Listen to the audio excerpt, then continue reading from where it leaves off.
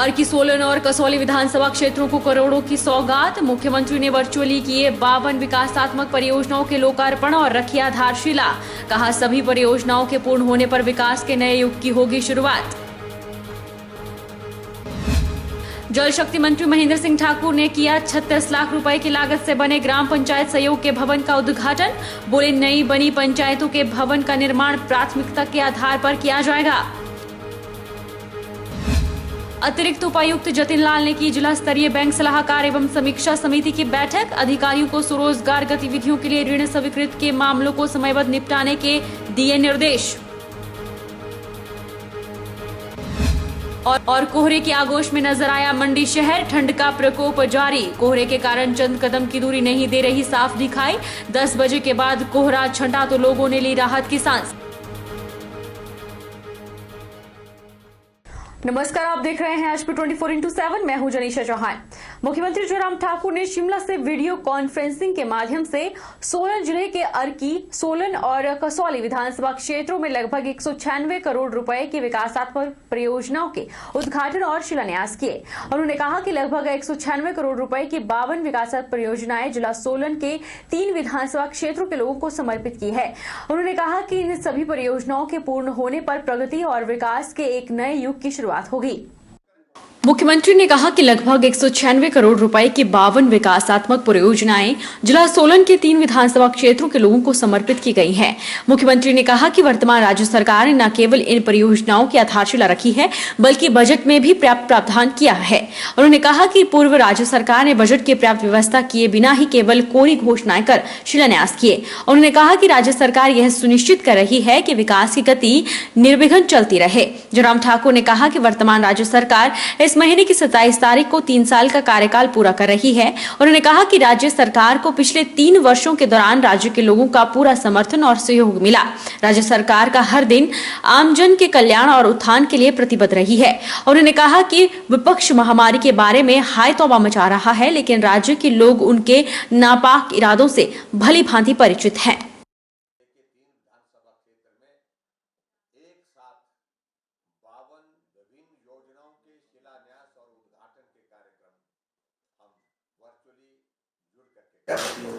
मैं तीनों विधानसभा क्षेत्र, जिसमें कसौली, जिसमें हमारा अर्की, जिसमें हमारा सोलन, तीनों विधानसभा क्षेत्र के सभी और वहां की क्षेत्र की जनता को इस अवसर पर बहुत बहुत बधाई और शुभकामनाएं देता हूं। कसौली विधानसभा क्षेत्र में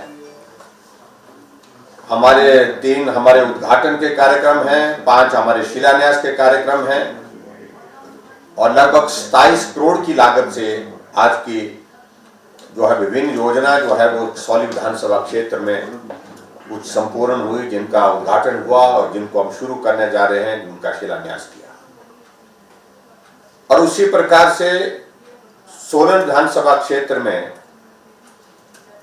3 उद्घाटन के कार्यक्रम और उसके साथ साथ में 15 शिलान्यास के कार्यक्रम, कुल मिलाकर के 18 कार्यक्रम, 18 उद्घाटन और शिलान्यास के कार्यक्रम और 66.5 करोड़ की लागत से 66 करोड़ की लागत से ये विभिन्न योजनाएं जिनका शिलान्यास और उद्घाटन किया, इसके लिए भी मैं सोलन वासियों को, सोलन विधानसभा क्षेत्र के सभी भाई बहनों को बहुत बहुत बधाई देता हूं।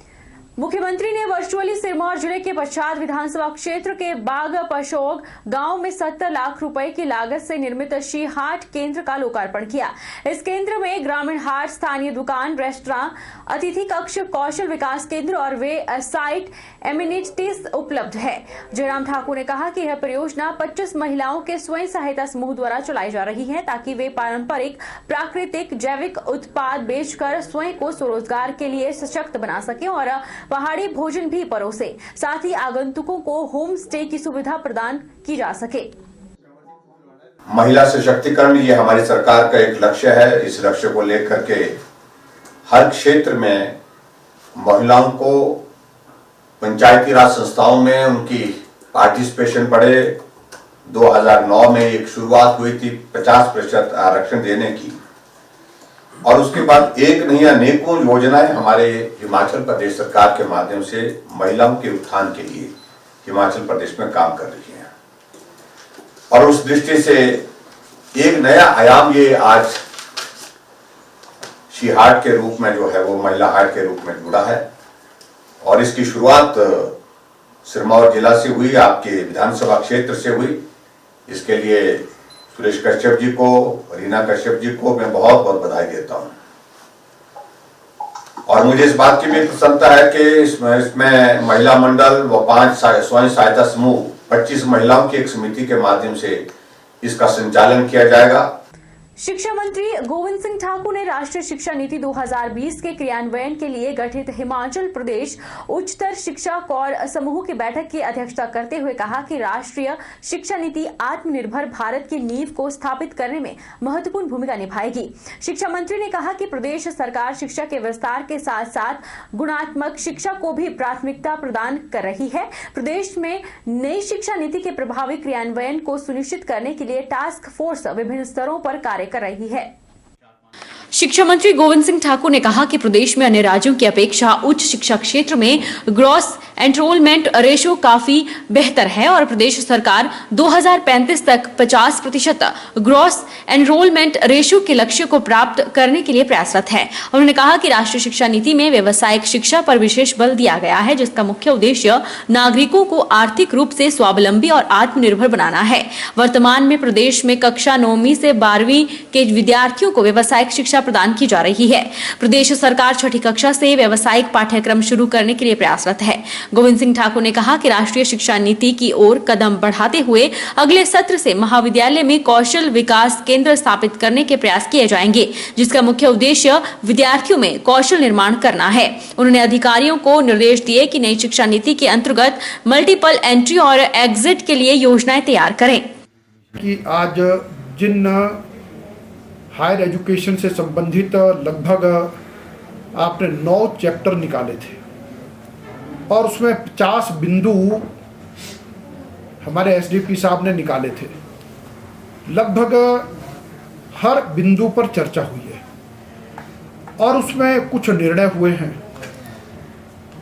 और उस सब में एक बात आज की चर्चा में आई है कि इस सारे काम में हायर एजुकेशन के क्षेत्र में हमारा हिमाचल प्रदेश जो विश्वविद्यालय है शिमला, ये सबसे पुराना भी है और अच्छा भी है। यहाँ से हम बहुत चीज़ों को प्रारंभ कर सकते हैं और जिसमें कहा गया है कि लगभग 15 जनवरी तक एक आउटर लाइन जो एक्शन प्लान की है वो बनेगी और उसके बाद हम तुरंत फिर बैठेंगे। और लगातार शिक्षा नीति का जो हमारा काम है, इसमें हमारी ऊर्जा ये समाप्त नहीं होनी चाहिए और ये ऊर्जा हमारी बनी रहे। और इसीलिए हमारे जितने भी सदस्य हैं सबको कहीं ना कहीं कोई ना कोई काम हमको देना है। वक्त चला है छोटे से ब्रेक का। ब्रेक के बाद फौरन लौटेंगे।